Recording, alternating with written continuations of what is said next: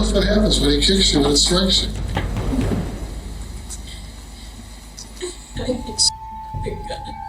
How many times did you shoot the gun? I don't know. What happens when you shoot the gun? It was a struggle. What kind of struggle? He's running after me. And what do you do? I'm running away.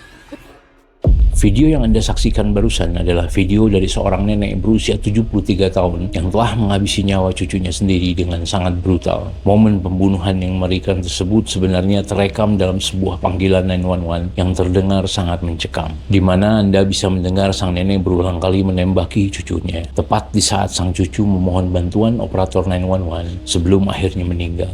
Sang nenek ini kemudian mengklaim bahwa dia melakukan hal tersebut hanya untuk membela diri. Namun, apa yang sebenarnya terjadi? Well, ladies and gentlemen, saya Babab Nizar. Mari kita bahas kasus Jonathan Hoffman.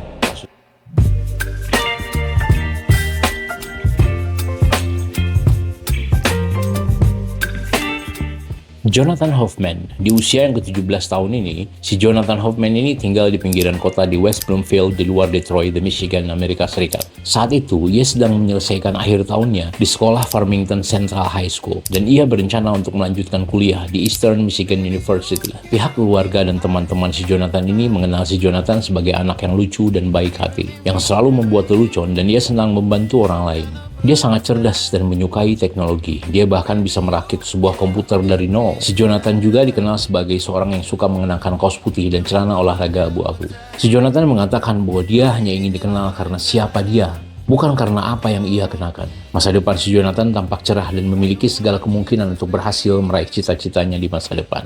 Namun kemudian semuanya berubah. Di tahun 2011 adalah masa-masa sulit bagi keluarga Hoffman. Orang tua Jonathan ini, si Michael dan Jennifer Hoffman, mengalami proses perceraian saat itu. Dan mereka memutuskan untuk memindahkan keluarga mereka ke Arizona. Namun, ketika berada di sana, putri mereka yang paling kecil yang bernama JC, ia didiagnosis menderita tumor otak yang bersifat non-ganas. Di mana si JC ini membutuhkan operasi 3 kali di rumah sakit, selama kurang lebih memakan waktu 1 bulan, dan banyak sesi rehabilitasi saat itu. Menurut penuturan si Jonathan, si Michael, pemulihan JC menghabiskan sebagian besar waktu mereka, dan si Jonathan mulai merasa kesepian dan merindukan teman-temannya di kampung halamannya. Nah, jadi ketika neneknya si Jonathan yang bernama si Sandra Lane ini, ia mengundangnya untuk tinggal bersamanya hingga si Jonathan ini menyelesaikan tahun terakhirnya, dan orang tuanya pun setuju saat itu. Si Sandra Lane, si neneknya si Jonathan ini, adalah seorang mantan guru sekolah yang tinggal di sebuah kondominium di West Bloomfield bersama suaminya si Fred. Si Lane Jennifer ini mamanya si Jonathan. Lane Jennifer adalah salah satu dari 5 anaknya dari pernikahan sebelumnya, dan si Lane Jennifer ini melihat ibunya sebagai seorang nenek yang sangat menyayangi cucu-cucunya. Jadi pada saat si Jonathan memutuskan untuk tinggal bersamanya, Jennifer dan suaminya tidak khawatir karena mereka tahu bahwa si Jonathan akan diurus dengan baik. Sandra Lane was really trying to get me to send him back, and she said she would take good care of him, and she promised she would take good care of him and that he would be happy staying there with his friends and finishing out his last year of high school. Namun tidak ada satupun yang mengira dengan apa yang akan terjadi selanjutnya. Pada tanggal 18 Mei tahun 2012, sekitar pukul 5:30 sore, pihak kepolisian di West Bloomfield Township menangani sebuah panggilan darurat yang cukup mengerikan dari Jonathan, di mana si panggilan tersebut melaporkan bahwa neneknya ini, si Sandra Lane, yang telah tinggal bersamanya selama beberapa bulan, telah menyerangnya. 911, what's your emergency? I just finished. Where are you at? Bloomfield in what city? West Bloomfield. Okay, how did you get shot? My grandma shot me. Your grandma shot you? My grandma. I'm gonna die. So. Okay, we're gonna stay on the taxi, okay, sir? I'm gonna get help on the way. Okay?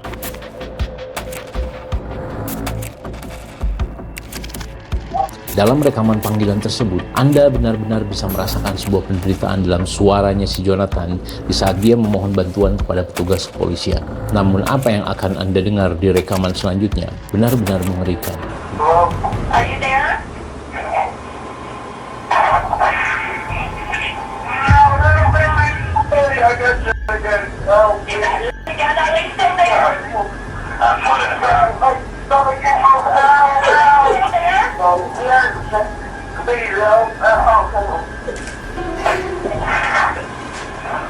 Seorang petugas polisi kemudian bersaksi bahwa ketika mereka tiba di tempat kejadian, si Sandra ini berlari ke arah mereka dengan tangan terangkat dan berteriak, "Aku telah membunuh cucuku."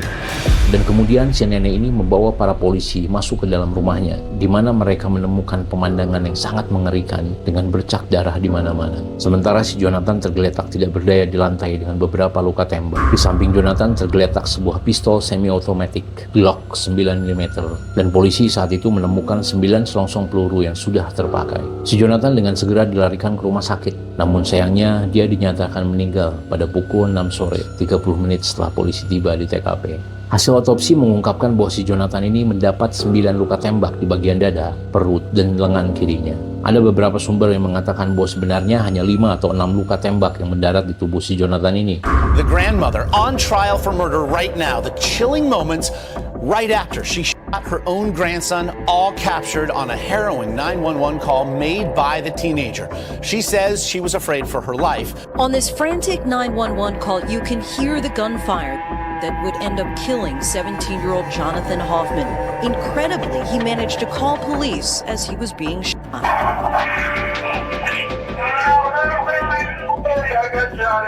Even more shocking, the woman he identified as the shooter, his own grandmother. As the tapes played in court, 74-year-old Sandra Lane sobbed. Police say she shot her grandson 5 times, and when they arrived at the scene, Lane ran out of the front door with her hands up. The teen had been living with Lane and his grandfather for several months, attending an alternative school after previous brushes with the law. Kemudian berita tentang kematian si Jonathan yang tragis dan mengenaskan ini cukup mengguncang seluruh warga saat itu. Terutama pihak keluarga yang saat itu tidak dapat memahami mengapa si Sandra tega melakukan hal tersebut. Alasan apa yang dia miliki untuk membunuh cucunya sendiri dengan cara yang sangat brutal.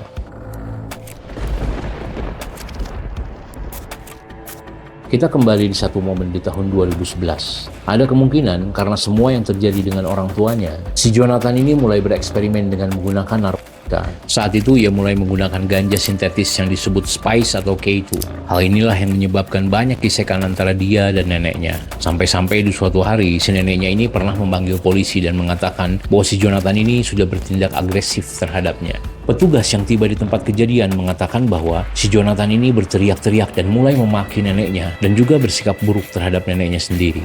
Tetapi ketika para polisi mencoba untuk menangkap si Jonathan karena tindakan kurang ajarnya, sang nenek ini menghentikan para polisi dan mengatakan bahwa dia akan mengurusnya sendiri. Dan kemudian menurut informasi, Sandra pun sempat bercerita kepada suaminya bahwa dia sangat takut dengan perilaku cucunya dan juga teman-temannya. Peristiwa serupa pun pernah terjadi di bulan Maret tahun 2012. Si Jonathan ini dilaporkan telah mengkonsumsi sejumlah mushroom untuk pertama kalinya, dan kemudian saat itu dia menjadi panik dan menelpon polisi. Ketika seorang petugas tiba, saat itu si Jonathan langsung melompat ke pelukan si petugas dan merangkulnya. Kemudian si Jonathan ini dibawa ke rumah sakit dan dirawat karena penggunaan zat halusinogen atau zat narkotika, yang akhirnya dia didakwa atas kepemilikan narkotika dan dijatuhi hukuman penangguhan 93 hari dan masa percobaan selama 2 bulan. Kita kembali ke momen tragis yang menimpa si Jonathan, dan si Jonathan ini dinyatakan telah meninggal dibunuh oleh neneknya itu. Di saat itu, polisi pun menemukan ganja sintetis dan zat-zat lain di kamarnya. Dan tes yang dilakukan pada tubuhnya si Jonathan ini menunjukkan hasil positif bahwa ya, si Jonathan ini sedang menggunakan narkotika pada saat ia dieksekusi oleh neneknya. Si Sandra Lane, sang neneknya ini mengatakan kepada hakim bahwa saat itu dia memang mempersenjatai dirinya sebelum kemudian dia menemui cucunya di kamar tidurnya di lantai atas. Ketika ditanya mengapa dia perlu membawa senjata, si sang nenek ini menjelaskan bahwa dia ingin agar cucunya mau mendengarkan dan mulai memperhatikannya. So you're walking to the loft. Did you have a conversation with him? Yes, What kind of conversation? it did you have? wasn't a conversation. It was arguing. What is he saying to you? Swearing. He's yelling. Is he telling you he's taking the car? Yes. Namun hal tersebut tampaknya tidak berjalan sesuai rencana, dan keduanya mulai berdebat saat itu. Perdebatan itu menjadi sangat panas, sampai-sampai si Jonathan ini diduga melakukan kekerasan dan mulai menyerang neneknya sendiri. Tell us what happens when he kicks you, when he strikes you. I shoot the gun. How many times did you shoot the gun? I don't know. What happens when you shoot the gun? It was a struggle. What kind of struggle? He's running after me. And what are you doing?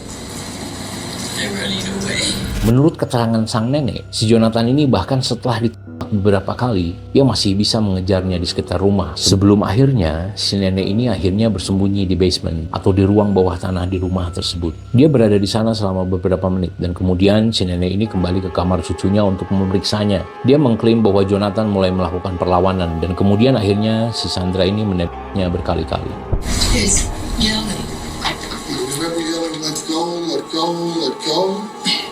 Yes. If you remember, why you I don't know. You just do. I don't know.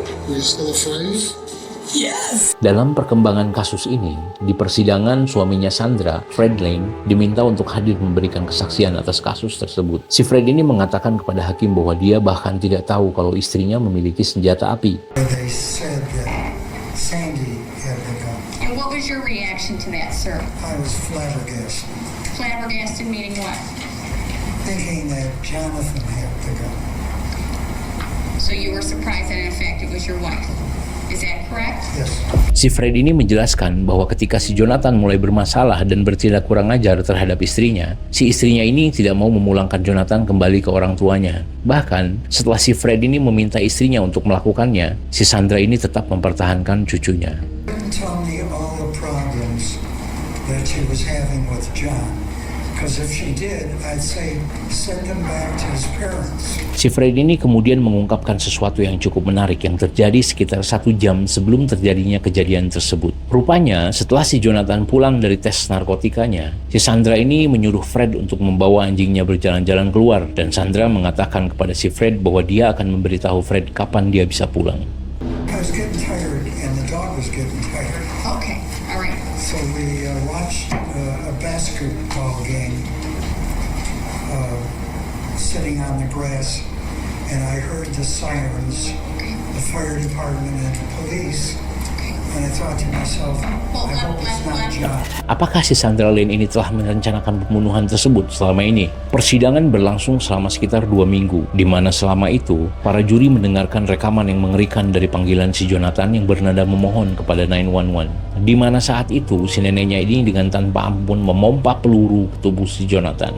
Kemudian, si jaksa penuntut ini mengatakan kepada para juri bahwa Sandra tidak pernah berusaha untuk lari keluar rumah. Padahal saat itu Sandra mengklaim bahwa dia takut pada si Jonathan. Dan bahkan si Sandra tidak pernah berusaha untuk menghubungi ambulan untuk menolong cucunya sendiri. Menurut informasi dari para kepolisian, si Sandra ini mengklaim bahwa dia menarik pelatuk setelah si Jonathan ini menyerangnya. Namun, perawat yang memeriksa si Sandra ini setelah penangkapannya memberikan informasi bahwa Sandra sama sekali tidak mengalami cedera sedikit pun. Kemudian di persidangan, di sisi lain, jaksa pembela meminta agar para juri untuk melihat kejadian tersebut dari sudut pandang seorang wanita berusia 74 tahun yang merawat seorang remaja yang menggunakan narkotika dan mulai membawa orang asing ke dalam rumahnya. Si jaksa pembela ini berargumen bahwa Sandra ketakutan dan merasa dia tidak punya pilihan. Namun sayangnya para juri saat itu tidak percaya dengan cerita pembelaan diri tersebut dan menyatakan bahwa Sandra bersalah atas pembunuhan tingkat 2. Si Fred, suaminya si Sandra ini terlihat menangis saat vonis dibacakan. Namun, putrinya, ibunya si Jonathan, menggambarkan bahwa si Sandra ini adalah seorang monster.